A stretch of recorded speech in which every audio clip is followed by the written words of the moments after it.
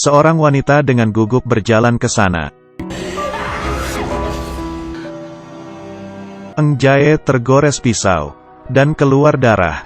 Wo Jin pun menghampirinya. Eng Jae jatuh di pelukannya. Sang wanita tidak tahu harus apa. Pisau pun jatuh ke lantai. Di atas tandu, mata Eng Jae berlinang air mata. Wo Jin sangat panik, dan segera membawa Eng Jae ke UGD. Semua orang mengangkatnya ke atas kasur. "Kamu yang kuat ya Eng Jae." Tapi dia tidak memberikan respon apa-apa. Wo Jin ingin mengambil hemostat. Tiba-tiba ia ditahan oleh Eng Jae. Eng Jae yang sedang ketakutan, melihatnya. Wo Jin teringat dengan ingatan dulu. Dia harus menolong wanita di depannya. Master Kim segera datang. Wo Jin sedang menjahit lukanya. Bila tertusuk sedikit dalam lagi, maka dia akan meninggal. Eng Jae siuman, dan masih mengkhawatirkan bagaimana jahitannya Wo Jin. Wo Jin merasa dia suka ikut campur. Ternyata melihat wanita itu dipukul oleh sang pria hingga seperti itu, dia tidak sanggup melihatnya lagi. Barulah berdebat dengan pria itu. Master Kim masuk dan menanyai kondisinya. Awalnya berdarah, tapi untungnya tidak mengenai pembuluh darah besar. Sudah memberikannya antibiotik. Eng Jae merasa dirinya tidak apa-apa. "Aku ya, sama sekali tidak sakit. Setelah antibiusnya hilang maka kamu akan kesakitan.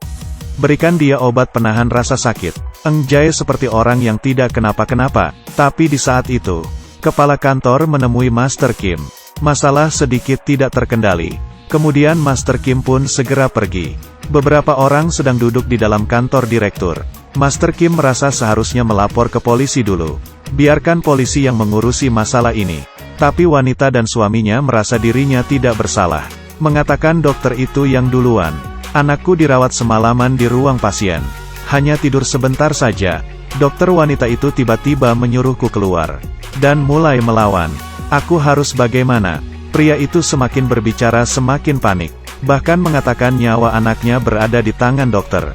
Kodrat dirinya rendah. Kodrat dokter barulah tinggi. Master Kim berkata, yang melukai dokter adalah istri dari sang pria. Ini adalah kenyataannya. Merasa pria itu sedang berpura-pura sedih. Sang pria merasa dia tidak bisa membohongi Master Kim. Baru saja masuk sudah langsung menuduhnya. Merasa mereka yang mendapatkan pembelaan yang benar. Istrinya demi melindunginya. Tapi ekspresi wanita itu sangatlah aneh. Sang wanita melukai dokter. Mereka ingin pergi memeriksa CCTV. Melihat apa yang sebenarnya terjadi. Di saat melihat CCTV, mau bagaimanapun, tetap Eng Jae yang mencari masalah duluan. Di sisi lain, Eng Jae masih tidak tahu. Perbuatan baiknya malah menjadi hal yang buruk. Ia merasa dirinya hanya mendapatkan luka kecil. Tapi di saat itu, ia dipanggil masuk. Melihat dirinya sendiri di CCTV, Eng Jae menjelaskan, pria itu yang duluan menyerang istrinya. Tapi CCTV sama sekali tidak merekam kejadian itu. Jadi Eng Jae tidak memiliki bukti untuk membuktikan dirinya. Hanya bisa pergi bertanya ke istri sang pria. Tapi apa yang dikatakan wanita itu sangat berbeda dengan Eng Jae. Mengatakan Eng Jae tiba-tiba menerjang dan mengagetinya. Ia pun ingin melindungi suaminya, sehingga mengeluarkan pisau. Eng Jae tidak bisa berkata-kata. Ini sebenarnya ada apa? Direktur Park Min Guk yang baru datang, ingin menyuruh Eng Jae untuk meminta maaf. Demi kebaikan rumah sakit, dan biaya rawat sang anaknya si pria itu ditanggung oleh rumah sakit. Master Kim mengatakan ia tidak bisa melakukannya, karena dokter sudah terluka. Dan hal ini masih belum terbukti jelas. Direktur Park menggunakan posisinya untuk mengancam Master Kim. Master Kim hanya bisa memilih salah satu. Di sisi lain, Eng Jae meneliti setengah harian. Ia pun memutuskan untuk pergi keluar dan bertemu dengan kepala kantor. Eng Jae ingin pergi untuk minta maaf. Tapi kepala kantor berkata, Master Kim menyuruhnya untuk tidak melakukan apa-apa. Eng Jae ingin pergi untuk minta maaf dan memberikan penjelasan. Ini akan lebih baik. Kepala kantor masih ingin menghalanginya. Tiba-tiba Master Kim muncul. Bertanya bagaimana cara dia minta maaf. Dia jelas-jelas adalah sasaran empuk. Dan orang yang terluka karena kejadian ini. Tapi karena dia semuanya menjadi lebih parah. Master Kim merasa hal yang dilakukannya berketebalikan dengan yang seharusnya. Eng Jae tetap bersikeras untuk pergi minta maaf.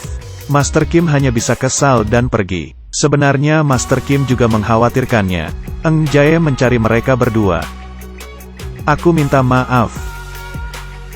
Sang pria mengatakan dia tidak profesional dan tidak berpendidikan. Sang wanita sedikit menghindari tatapannya. Tapi kejadian selanjutnya, seorang yang penuh darah datang keluar. Semuanya berteriak ketakutan. Sang pria memegang lehernya, menghampiri mereka dengan sempoyongan. "Tolong aku!" Satu tangan memegang pundak Woo-jin, dan jatuh ke lantai. Semua orang pun bergerak. Master Kim menahan lukanya. Pisau di toilet terjatuh. Ini dilakukan oleh istrinya yang selalu menerima kekerasan. Eng Jae pun terbengong. Sang pria sedang dalam pertolongan. Master Kim menekan dadanya, tapi tidak ada puls sama sekali. Asisten melanjutkannya untuk terus menekan. Master Kim sangat emosi. Eng Jae yang ingin menghalangi dan malah terluka. Tapi Direktur Park menyuruhnya untuk minta maaf. Seharusnya bisa mencegah semua ini. Tapi Direktur Park hanya memikirkan halnya. Bila saat itu sudah melapor polisi, hal ini tidak mungkin akan terjadi. Direktur Park tidak bisa berkata apa-apa. Master Kim pun meneruskan pemeriksaannya. Tapi pria itu mulai tidak merespon. Sang wanita dibawa keluar oleh polisi. Ia melihat anaknya dan merasa tidak tega. Tidak bisa bertemu dalam waktu yang lama, menyebabkan mentalnya yang terganggu. Dan karenanya anaknya kehilangan keberadaan orang tua. Kembali melihat sang wanita seseorang yang lemah. Setelah ia dimarahi, ia sama sekali tidak bersuara.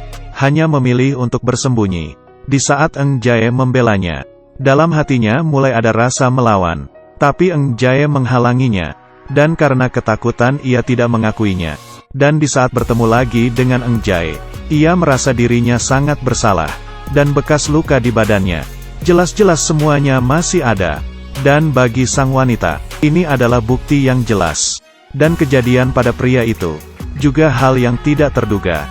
Aku adalah Si Jun. Ikuti terus ya, ketemu lagi di selanjutnya.